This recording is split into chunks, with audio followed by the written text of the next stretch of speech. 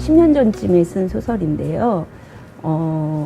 지금 이 소설이 다른 나라 언어로 읽힐 때 어떤 느낌일지 사실 전혀 상상이 되지 않거든요.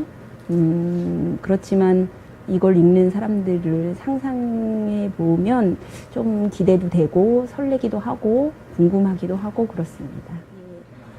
이 소설을 쓰기 전에 어쩌면이라는 단편을 쓴 적이 있습니다.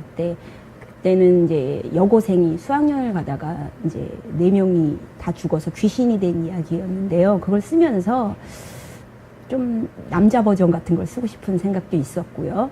그러다가 우연히 누군가한테 극장에서 쪽파를 훔친 얘기를 들었어요. 그래서 그 어쩌면을 쓰고 난 후에 남자 아이들 이야기를 쓰고 싶다는 생각하고 쪽파를 훔친 에피소드를 들은 이야기가 결합되어서 소설을 쓰게 되었고요. 그 소설을 쓰는 동안에 이 소설에서 주인공들이 너무 슬픈 일을 겪으니까 마지막 엔딩에 반드시 웃게 하리라라는 생각으로 소설을 썼어요. 그래서 제목이 웃는 동안이 되었습니다. 작가가 과연 타인의 슬픔을 어느 정도까지 판단할 수 있는 것인지, 그다음에 그 슬픔을 어느 정도까지 쓸 수 있는 것인지에 대해서 좀 고민이 많이 되었어요. 물론 대한민국 사회적 현실하고 다 아는 그런 이제 그 온 국민이 겪는 그런 슬픔을 겪은 후부터는 더더욱 그런 생각을 많이 하게 되었거든요. 그래서 그 작가라고 해서 함부로 슬픔을 다루고 슬픔을 판단할 수 없다라는 생각을 더 깊이 해야 되겠다, 더 신중하게 해야 되겠다라는 생각을 요즘엔 작품 쓰면서 훨씬 많이 하게 됐습니다.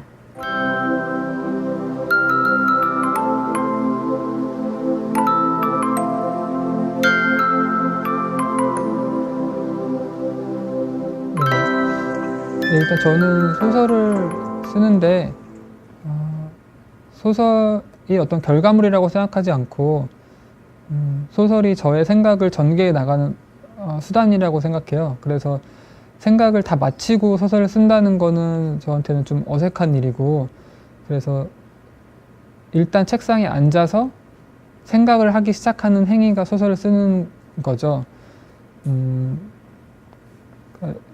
여름의 궤적 같은 경우에도 처음에는 그 자연사 박물관에서 어떤 낯선 어떤 존재, 예전에 존재했던 어떤 것을 맞닥뜨리는 장면만 가지고 시작을 했어요.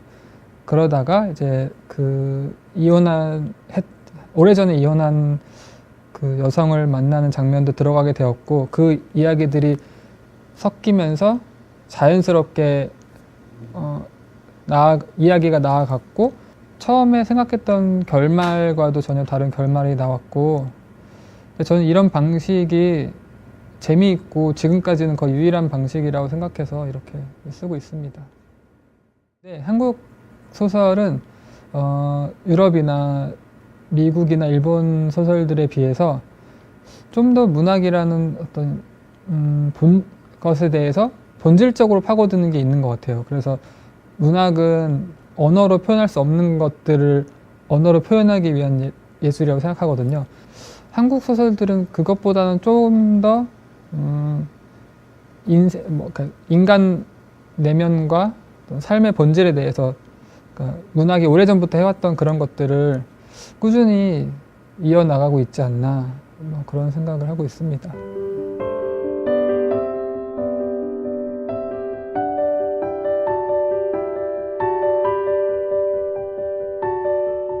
네, 1984의 그 빅브라더라는 어떤 거대한 그 독재의 눈 같은 게 있다면, 스노우맨은 이제 한 해가 끝나고 한 해가 시작되는 지점에 이제 굉장히 그 쏟아진 폭설로 인해서 출근하기 위해서 눈을 파면서 출근하는 한 남자의 이야기인데, 여기에는 그 거대 독재의 눈이 아닌 어떤 거대한 자본주의의 시선이 있다고 생각이 돼요. 그래서 제가 이 글을 쓸 때 가졌던 생각은, 이 남자가 사실은 파면서 가는 것이 굳어진 눈이 아니라 어쩌면 자본주의의 어떤 거대한 그런 시선, 그리고 거대한 어떤 시스템, 이런 것들이 아닐까. 현대의 그런 어떤 이제 신자유주의 이런 세상에서 한 사람의 노동하는 사람이 그 출근을 한다라는 일은 굉장히 엄혹하고 벗어나기 어려운, 모두에게 굉장히 그 있는 그런 정말 1984의 시선과 같지 않을까. 그래서 그런 사람의 이야기를 한번 써보고 싶어서 다루게 됐습니다. 저는 일단 한국이라는 사회가 요즘 들여다보면 되게 고요하게 들끓는 것 같아요. 그래서 그런 지점들 안에서 작가들이 굉장히 현재 일어나는 일들에 대해서 각자 지점에서 각자 시선을 가지고 되게 많은 문제점들을 포착해서 소설을 쓰고 있다고 생각이 들어요. 그래서 다른 어느 나라의 작가들보다도 현재성에 대한 것과 또 많은 문제의식들을 소설에 녹여내고 있지 않나. 그 점이 되게 어떤 다른 작가분들, 다른 나라 작가분들이나 독자분들에게 굉장히 흥미롭게 다가오지 않을까 생각이 들어요.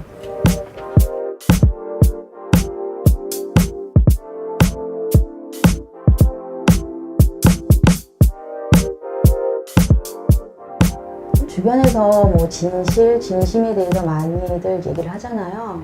진실을 말해달라, 진심을 보여달라 이런 말들을 뭐 주변 사람들이나 매체에서 많이 듣다 보니까 어느 날 문득 이제 그 진심이라는 것의 끝에는 무엇이 있을까, 어떤 일이 벌어질까를 쫓다 보면은 그런 생각을 하고 제 소설을 쓰게 됐고요. 사실 저는 소설을 끝내고 나서 결론을 내리진 못했어요. 모든 소설이 제 생각엔 그러하듯이 제 소설 역시도 답이 아니고 질문이라고 생각하고요. 독자분들께서 제 소설을 보시고 각자의 답을 찾을 수 있는 기회가 있다면 저로서는 되게 행복하고 기쁠 것 같습니다.